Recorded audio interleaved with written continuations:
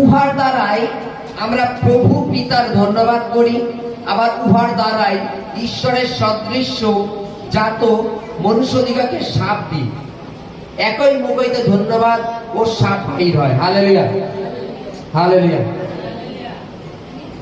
বাইবেলে এর হেডিংটাকে লেখা আছে জিহ্বা দমনের বিষয়। হালেলুয়া, জিহ্বা দমনের বিষয়।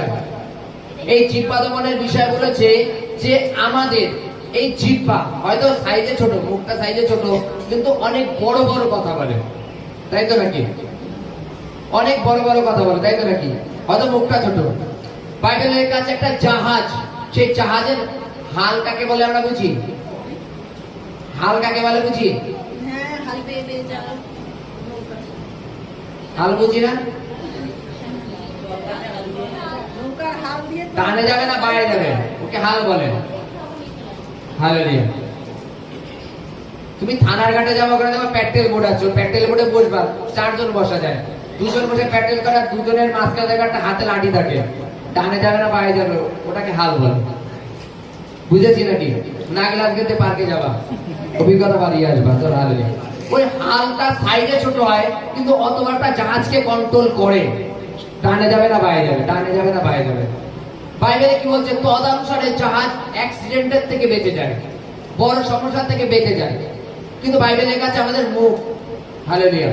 বাইবেলের কাছে আমাদের মুখ, এই মুখটা অনেক বড় কথা বলে। সাইজে ছোট মুখটা, আমাদের সারা বডি অনুপাতে সাইজে ছোট, কিন্তু অনেক বড় কথা বলে।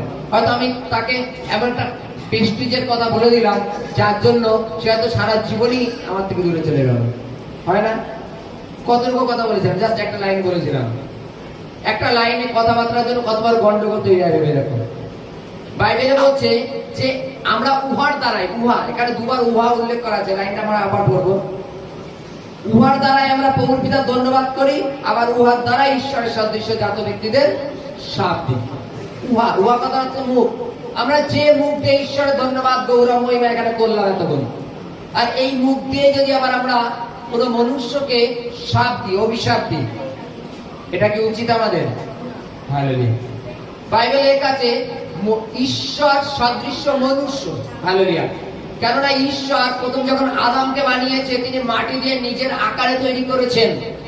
হালেলুয়া। আজকে মনুষ্য ঈশ্বরের সদৃশ্য, ঈশ্বর তাকে বানিয়েছে তার আকার দিয়ে। আর সেই মানুষকে যদি আমরা গালাগালি দিই, তাহলে যে মুখ দিয়ে তুমি ঈশ্বরের ধন্যবাদ গৌরব করলে, সেই মুখ দিয়ে যদি তুমি আবার মনুষ্যকে শাপ দাও, তাহলে আমাদের কি লাভ হলো? হালেলুয়া।